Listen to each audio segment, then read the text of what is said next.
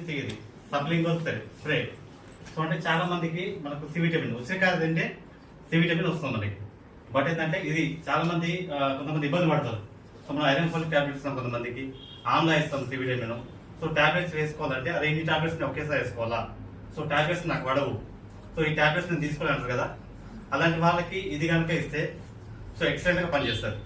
ఇది ఏ విధంగా పనిచేస్తారు అనేది డెమో చేసి చూపించవచ్చు అనమాట. చూడండి, నేను దీంట్లో వాటర్ తీసుకున్నాను దాంట్లో. ఇది వచ్చేసి అయోడిన్ అంటారు.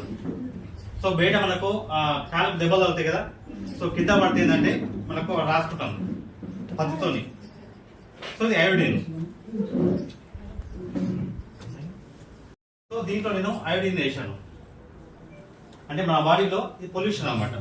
మనం రెగ్యులర్ గా మెడిసిన్ వాడతాం, ఇంగ్లీష్ మెడిసిన్స్ వాడేదంటే మన బాడీ అనేది లోపల సో ఈ విధంగా డ్యామేజ్ అవుతుంది. సో వేసుకున్న తర్వాత ఇప్పుడు మన సబ్లింగల్ స్ప్రే ఏ విధంగా పనిచేస్తుంది అంటే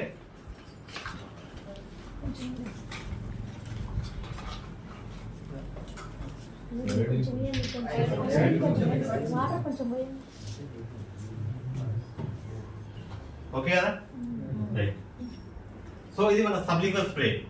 సో సబ్లింగల్ అంటే మన నాలుక ఉంది కదా, నాలుకైతే స్ప్రే వేసుకోవాలి.